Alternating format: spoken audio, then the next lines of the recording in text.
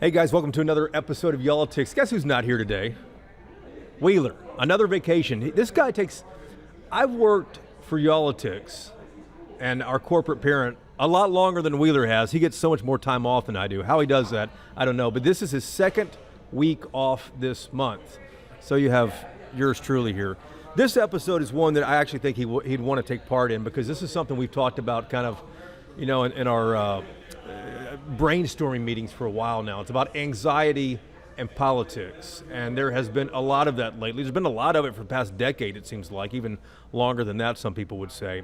But let me read a stat out to you, and this is not from some obscure journal like Wheeler likes, and he didn't give me this stat. I actually found this one. In May, a couple of months ago, the American Psychiatric Association did a brand new poll and found that 73% of adults in the country are anxious about the November election. 4 years ago, the number was 70%. Fast forward to today, 73%. These are Democrats, these are Republicans, these are independents, these are everybody. And the only thing that outpaced the November election as far as anxiety goes for adults is the economy. That was 77%. So here we are 4 months away from the November election. Campaigns, along with the news coverage that they generate, are really going to ramp up around Labor Day once everyone gets back from summer vacation. And that's when things are really going to kick into high gear. So today we're going to talk about anxiety and politics. Our guest today, Dr. Brad Schwall. We just found out we're neighbors here. Absolutely. This is an awesome place, awesome neighborhood for sure. So that's great. Indeed. So I didn't say where we were, but let me introduce Dr. Schwall here first. He's the president and CEO of the Center for Integrative Counseling and Psychology. There are 45 therapists and psychologists in 23 offices around North Texas and Central Texas that he works with. This is not a brand new organization by any means. It's been around since 1968. That's right. Been around a long time. Let's tell our listeners and our viewers where we are, though. This place is brand new in our neighborhood here. Absolutely. It's called Jacuval, like Jack of all trades, but Jacuval.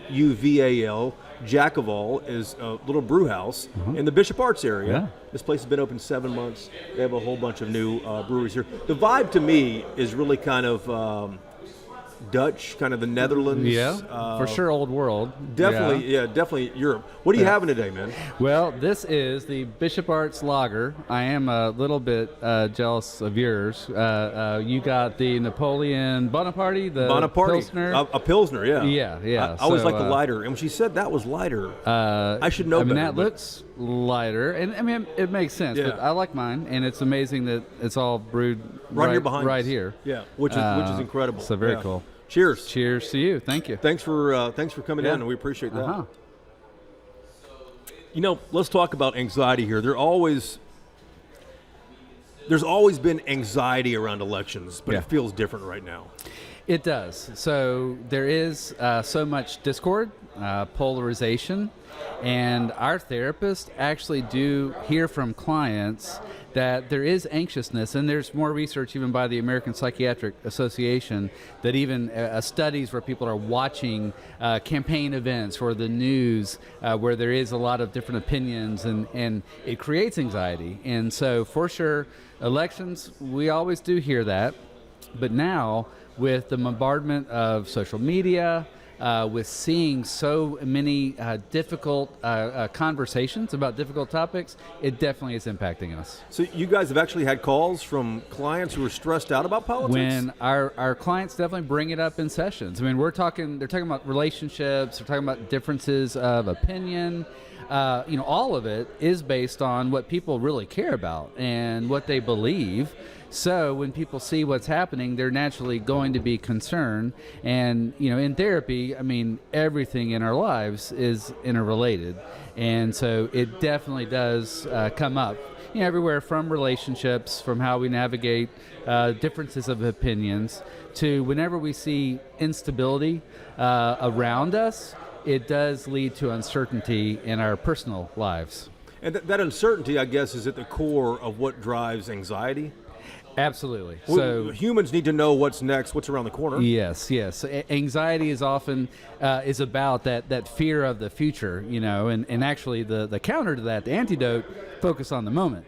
But when we don't know what's going to happen, that is what leads to anxiousness. Now, true anxiety is when our fear is disproportionate to what's really happening, but certainly the unease of seeing what's happening, of seeing violence, of seeing disagreements, does impact our well-being. Well, let's dive into some of this here. This is a therapy session. I'll give you the yall-itics credit card here in just a minute. But let's talk about it. You got Biden's age. You have Trump's talk of being a dictator on day one, potential political violence, the attempted assassination of Trump that we saw recently. They all take a toll. But on the one hand, I feel like, and a lot of people probably feel like, they need to keep up with what's going on, and what's happening day to day, but they don't want to be consumed by it. Yes. How do you do that? Yes. We do watch our media intake, and we watch our media sources, and so it is about time, it is about focus, making sure that we are well-rounded in what we are watching and listening to. Part of the problem is we are desensitized. So we might see an event and we may not be focused on loss of life or people who have opinions and care about a topic. So there is some depersonalization, desensitization. So I think we need to monitor, to kind of have a good diet related to what we watch and see, but then also really think, research, be thoughtful about what we're hearing as well. So don't just go to the usual sources that might reinforce your own opinions. Try to seek out some other stuff, maybe more down the middle. Yeah. And I think the goal is to put things in context. And when we think about society, culture, community, family, the individual, it's the micro to the macro. And so by reflecting on how the macro does impact our day-to-day lives, for sure, but also focus on what we can control. So some of that research into the impact of watching politics, it showed that when people were seeking out information from broad resources, that people were actually more likely to be involved in their communities and to volunteer and to be a part of impacting the communities around them. So by bringing it down to what's around us, what we can control, what we can influence, and making a positive impact, then that also helps in our managing and mitigating the impact of what's happening at a societal level. You mentioned social media. I'm convinced that social media, cable news, talk radio are three of the things that have radicalized a lot of people on both sides, and that drive a lot of probably stress in a lot of families and relationships. But when I was looking into this and digging a little deeper into some of the psychiatric background, some of the things I saw were read more than you watch. Right. Is that something you've heard? I would see that being that in a written article, there's more information and more context. When we're seeing the media, we're seeing sound bites. And, we also need to think about how our teens and college-age students are getting their news. So I heard somebody the other day say they heard about what happened over the weekend from TikTok. So certainly that's some depth right there, huh? So certainly, media is about sound bites, quick information. Reading naturally, there would be more information that you're able to gather and get context from. So absolutely, I think watching what that source is can impact how we're viewing everything happening. And does the visuals on the screen, whether it's red breaking news, the noise, does all that help drive some of these problems for people, as opposed to sitting in a room on your sofa scrolling through the New York Times or Washington Post or Wall Street Journal? Yes, I think extended exposure to coverage, and it is traumatic to see violence, certainly, but even protests, even language that depersonifies people, depersonalizes people. So absolutely, that exposure does create stress. When we think about it, when we're in a room, we have a natural visceral response when somebody's having an argument. And it's actually it's biochemical, but it's also physical, that we get defensive when we see or hear something that is difficult. And with violence and gun violence and the attempted assassination, it's surreal, and sometimes it doesn't seem real, but being hit with the reality of death, of loss of life, is difficult and impacts us. So I think it is what we watch and what we see, seeking to read and gather context, but it is also talking thoughtfully in a safe environment with others we trust, too. So people might be listening to this saying, you know what, Dr. Schwall, that's fantastic, but what do you read? What do you do? How do you make sure that you limit your intake so you don't get overwhelmed with the crisis of the day or the crisis of the hour? Yes. So, my lens always is mental health and well-being. When I am seeking information, I am attempting and seeking to find the best information possible, and seeking to also see all perspectives. And again, the political process is different than even how we make a decision as a family. So I do tend to see that difference in what's happening in politics. What is the rhetoric? What is the message? What is the goal? And there are strategies being taken that are beyond just what I have in a personal relationship with someone. And so I will say that when I view it, and our therapist at the center, we have beliefs and we care, but I always have a lens to the individual, to the person, to how decisions are impacting a specific family. So paying attention to politics is important. At the same time, I just have to admit, my lens is a little bit more, I care about you talking about your kids. I want to talk about that, So if I come to one of your offices, I presume you don't have cable news in the lobby while I wait? We do not. We have jazz. Does that help the process? Yeah, I don't know. No, I make sure we have nice music playing because something to be relaxing. But I've read that people should maybe even make appointments during the day to consume news, to read the latest from the Wall Street Journal, New York Times, or yall-itics, or any of these places. Have you heard that? Does that make sense in today's 24/7 society, that when I stop at a stoplight, I might want to see what the latest thing is yes. on my phone? So you're saying maybe kind of structure it so that do you people take do time. that? Yeah. I don't know if they do. I think typically we are doing that, scrolling. Sure. And it might be at that red light. But I do think being intentional about it, and even at restaurants, what's on the screen, I do believe in creating an environment that's calm. And so somebody watching the news all day long, that noise of that and all that is being reported on would be difficult. So therefore, I think it's a great tip to be more structured, to kind of schedule time when you're going to focus in on what's happening. Again, got to watch, got to be informed, got to know, but we want to be intentional about it so it doesn't eke into every single part of our lives. I've heard a lot of people talk about self-care. Our mutual friend, my former colleague Sonia Zod, is like the expert, I think, in self-care. She does a lot of yoga. I don't do yoga. I probably should. But what does self-care look like for the regular dad, the regular mom that's out there trying to go to work, get home, make sure the kids are fed, taken care of, but they also want to know what's going on out there, but they don't want to be driven off a cliff? Yeah. So Sonia would be happy I am saying that breath work, but we do need to take care of the physical self. I don't know what that looks like, though. What that looks like: exercise, healthy diet, sleep. I'm not a health expert. I'm a mental health expert, but there's no doubt that not getting enough sleep leads to irritability. There's no doubt that even our gut health, and there's much research about that. So taking care of ourselves physically is so key. When we exercise, that increases and boosts the chemicals that help us to feel good, and it reduces those chemicals that lead us to be stressful.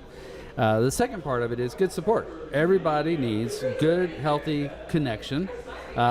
It looks different for different people. Some people have lots of friends. Some people have good, solid, close friendships.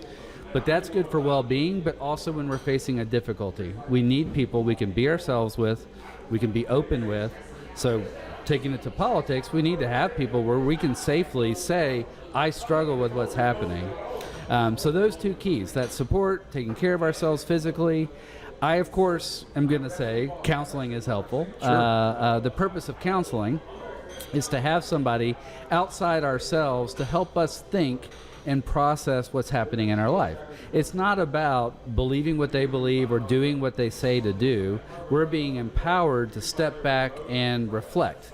And so counseling, when somebody is dealing with depression or anxiety or added stress, gives us the chance to step back, to look, to have a third party who's objective, help us to navigate what is happening. And you've had people come to you who are concerned about the state of politics today.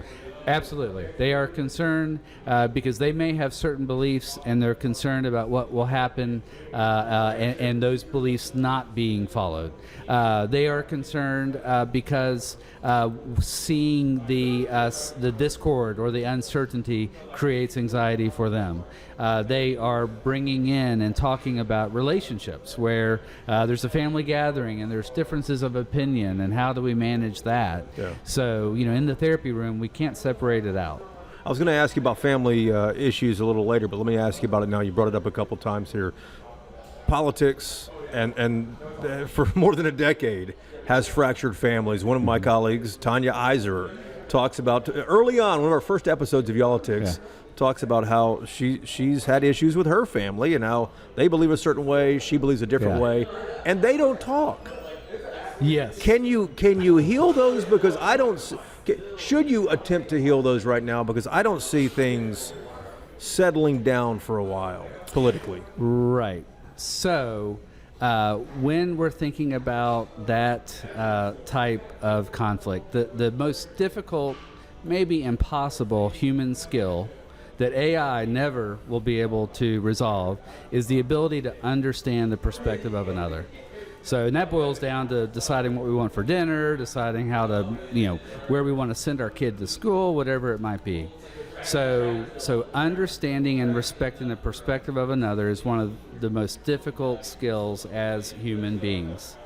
So in our families, though, we must seek to do our best to understand and boil it down to the actual issues at hand.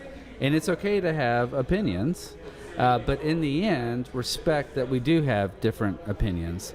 One thing that happens is we project onto people what we believe they are and think by how they identify politically, socioculturally. So if someone's a Republican or Democrat, you automatically presume they are the worst of the worst. Yes. So in our families, we do have the privilege of trying to understand them at a much deeper level. Now, it is hard when we're watching TV, but as families, it is easier to understand their perspective. The difficulty is that everybody has opinions, and those opinions matter to them, and they're about serious issues. There's values, there's religious beliefs, there's experience from their personal lives, and we're never going to be able to put ourselves completely in someone's shoes. Right down the street on Davis one day, I was walking by and just happened to start talking to somebody, and that's what's nice about this neighborhood is people talk. They interact, Sure. in our where we live and where we hang out, and it was just interesting talking to this individual because we went right into talking about differences in experience, where we grew up, what's been surrounding us. So in our families, we do have that benefit of understanding that more. In the end, though, we have to respect that everybody does have different opinions, and the best way to relate is to seek to understand those as much as possible. Now, at the government level, that's easier said than done. Sure. So that's where, as a counselor, I'm kind of focused a little differently, As a counselor or in counseling sessions right now, would you, and I get every case is different, but would you suggest that people consider trying to rekindle those relationships that people may have with very good friends or with family members that they have lost to politics? Yes, I would. Now, I saw Tanya earlier. She said that y'all brought her wine, not beer. But and so sounds about right. Right. But I happened to see her this morning. I think seeking reconciliation, always important. It does take everybody involved to do that. And I've been doing this work for 30 years. And I know that there are those times when somebody may not be as willing to put aside differences and really relate at an intentional way. So I say seek to reconcile, but I'm also realistic to understand that it does take everybody being involved in that.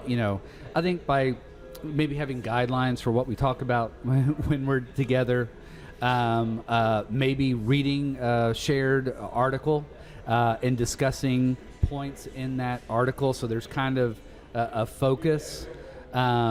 Encouraging everyone to really share, how do you feel when you see this, or what is your hope for how our world can get along together?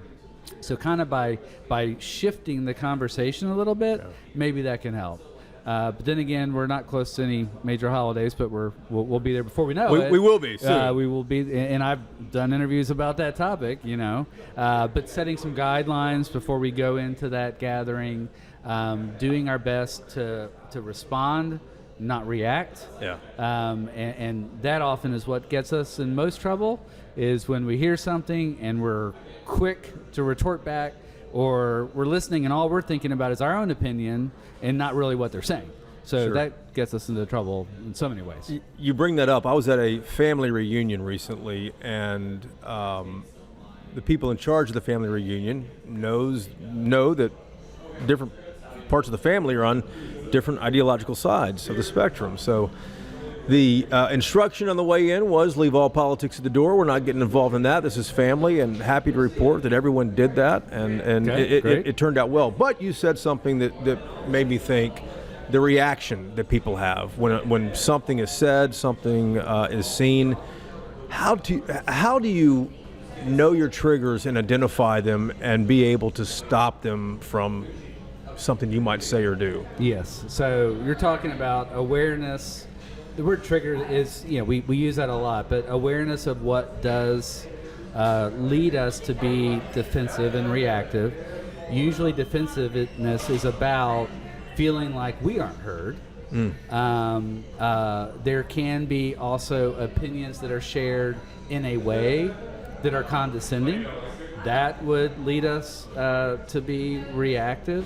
And so yes, awareness of what leads us to react, and that can be the content of what is said, the tone of what is said, and in therapy we do talk about being non-anxious in the presence of anxiousness, and we talk about removing ourselves a little bit and observing what's happening.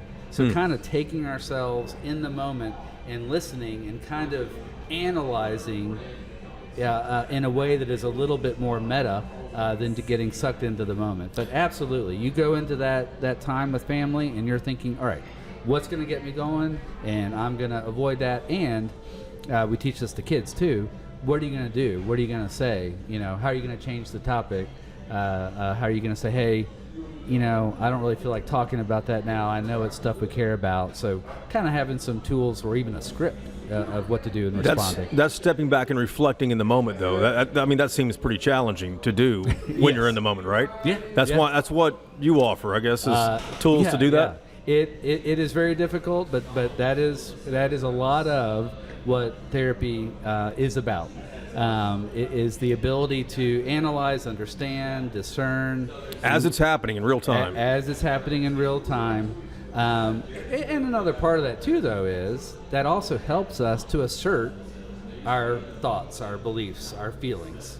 So there's nothing wrong with sharing what we're experiencing, but when we react and either attack back or defend, we're not going to be heard. So it's not about just letting anybody say anything.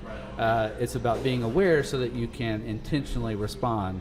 But there's nothing wrong with setting boundaries and asserting, hey, when I hear you say this, it sounds like it's an attack on me, and I don't want to have that type of conversation. So those are some I statements. See, that's good language, because I don't think people a lot of people probably say how they feel in these moments. Instead, it's like, no, you're the idiot because you believe X, Y, and Z. Yeah. So that's good advice to step back and reflect, like you're talking about, to actually do that. And I think we put that in context. A debate is not going to have that kind of language. Yeah. You know, and so understanding that difference, there's political speeches, debates, rhetoric, that is different from a person-to-person conversation. So understanding that can help us to avoid emulating, what we see. Gotcha. Preparing for this episode, one thing that I came across, in addition to reading the news, maybe rather than listening to it or watching it, is engage in activism. By actually participating in something, that gives you some control over what you believe and some thing in your mind that tells you, hey, you are making a difference. Absolutely. So many different ways that people can volunteer to help others, whether it be churches, nonprofits, faith communities, whether it be gathering communities. In our neighborhood, we have all kinds of events and activities where people are able to just spend time together. So I do believe that we can talk about our opinions, we can be concerned about what's happening, but it is another thing to walk our talk and do things that really do make a difference in people's lives.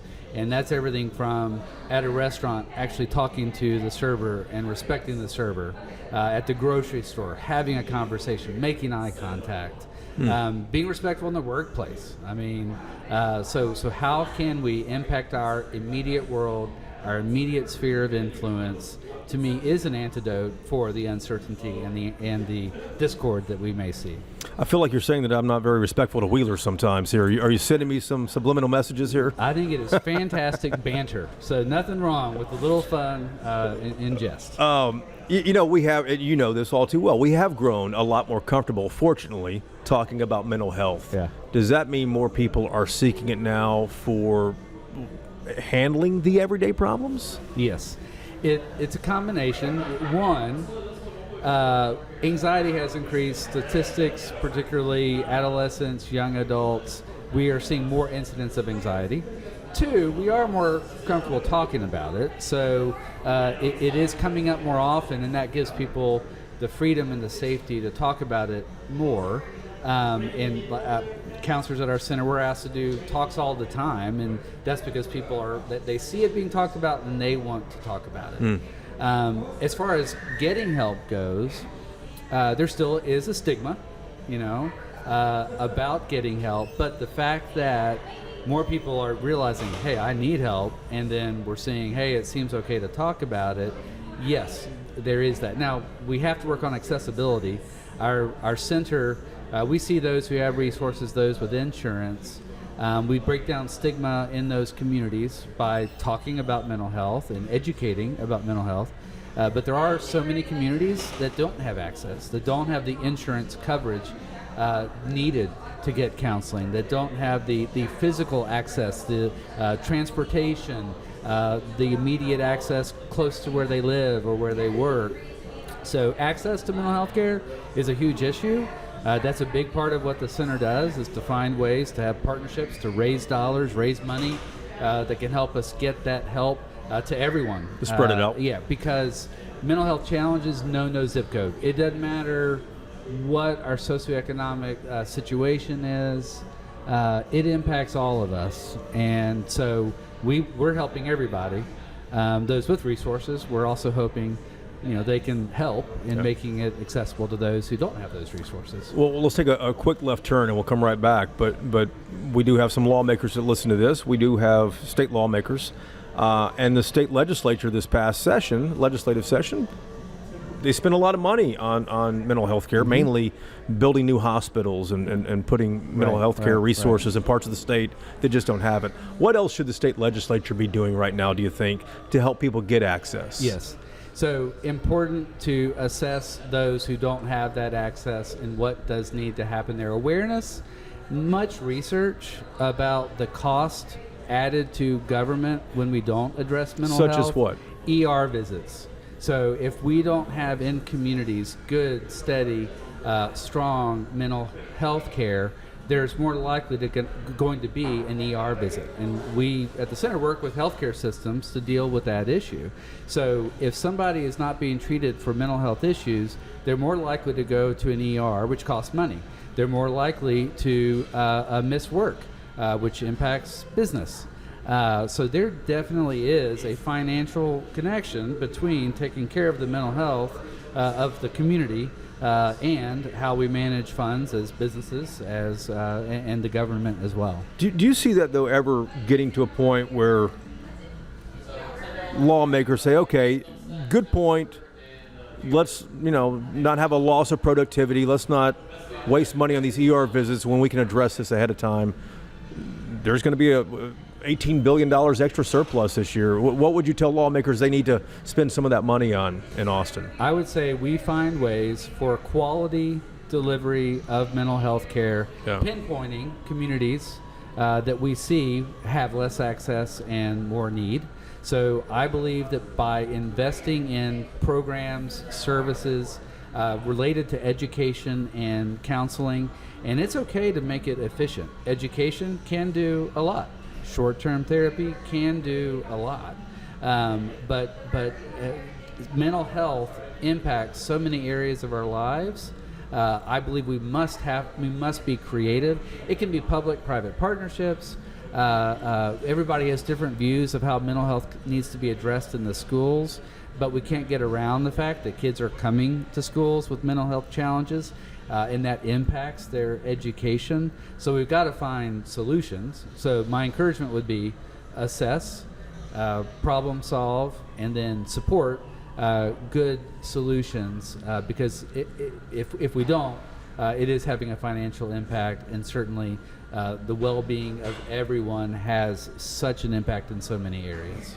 Let me bring it back to a couple last questions about mental health care and anxiety in the November election. You mentioned that there are a lot more younger folks who need mental health care right now, who have anxiety. I just don't remember that growing up in the 1970s. I don't remember feeling that stress. I mean, maybe I was about war with the Soviet Union, but I don't remember that. What's causing it now for younger people? Yes.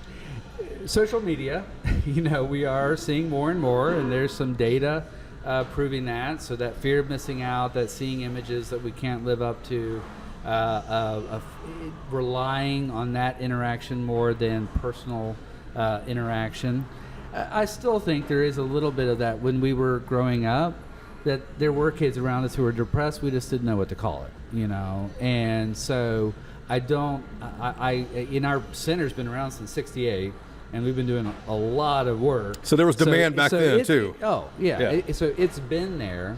But I do think we have new stressors that are impacting our kids related to social media, related to expectations for performance and achievement, related to some disconnectedness, relating in a way that is different than we had to in the 70s, where we were calling on a landline, riding a bike to go see someone. So certainly that has an impact.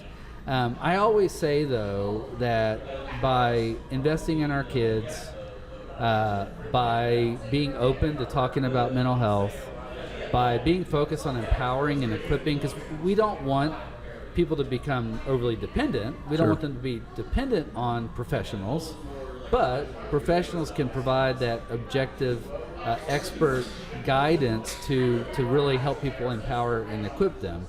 But the stresses in the society around us, certainly they are different.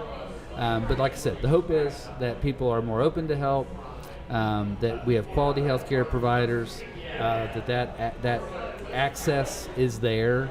Our therapists at the center with kids in particular, when you see them at our offices, they're happy and they're smiling and they've got strengths. We're just giving them some tools, some skills. We're helping parents kind of gain a different perspective in order to provide guidance, to embrace their authority as adults and as parents, but at the same time nurture, teach discernment, build that confidence and resilience. So as you can see, and that's what we focus on. I love talking about it. The last thing I would ask you here, Dr. Swall, is for people who are hearing this and saying, listen, I know what I believe. What I believe is right 100%. I do not need, forget the people I don't talk to anymore and my family I don't talk to, but I don't need anybody to help me out at all. What would you tell them in the 4 months before the election? Sure. So the help I'm talking about is if somebody's dealing with depression, that low mood, thoughts of suicide, not necessarily, their belief. If somebody is struggling, that means that relationships are impacted. They're not doing the things that they normally want to do. There's no need to suffer. So to that person who has an opinion, there's nothing wrong with having an opinion and thinking you're right. The help is about mental health, relational issue. But the encouragement would be that we need to see people as people. There's a theologian that talks about I, thou, I, you, not me and it, and you is not a person. So no matter what our beliefs, I think we do have to see people as people.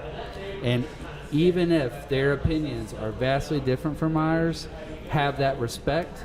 And if we do believe that we're right, then channel that to make an impact in the way that we believe the world needs to be. But that has to be done with respect, with peace, and constructively. Are we going to make it through November, you think? Yes. I have confidence. I've seen a lot of different things happen. It is very interesting, but we are going to make it. We are resilient. The hope is, and we saw that in the pandemic. I am an eternal optimist. That we are able to change, we are able to transform, and I also believe that we can have a lot happening in our external world, but we can still have peace internally, and that's what we're focused on. So yeah, we can't control what's happening around us, but we can control how we view it, how we process it, and how we treat others. Optimism's in short supply right now. I mean, I'm glad we have you on for this episode. I mean, do you think it is? Or? Yes. Yeah, I feel like it is. I do. I think it is a difficult time, and we have been through a lot these years. But again, we think about the macro and the micro, and we think about what we can do to find what's positive around us. Good deal. Dr. Brad Schwall, he's the president and CEO of the Center for Integrative Counseling and Psychology. 45 therapists. There are offices all over North and Central Texas. Been around since 1968? 1968. And how can people find you online? So thecentercounseling.org. The Center Counseling. The Center Counseling. And that handle is the same for Facebook and Instagram. We do work to offer very practical tips. We do work to have that presence. So we are always seeking also partnerships with schools, businesses, faith communities, ways that we can be a direct resource. Because the shorter we make that on-ramp to counseling, the more likely people will seek counseling. We also raise funds as a nonprofit to go into those areas of poverty. So that's always a message that we do want to share, that the funds that we garner from grants, foundations, individuals goes to equip people to be resilient. But the Center Counseling, and we have a great staff that's here to help. It's always good to stop and reflect about anything, but right now I think maybe more than ever, and your dose of optimism is badly needed. So thanks so much for that, Brad. We appreciate that. Thank you. And next time we see you as well, Wheeler will be back here. I hope. That'd be great. Yeah, I hope. Yeah, because we've had a lot of conversations about some tough stuff at particularly the 4 o'clock news. So yeah, I'd love to be back. All right, sounds good. Thanks so much. We appreciate you watching and listening as well. If you listen to us and don't watch us, you can find us on YouTube. You can watch there anytime. And of course, if you'd like to read about our episodes, since we just discussed that with Brad a moment ago, you can always find Yall-itics by searching us on the web. We'll see you next week.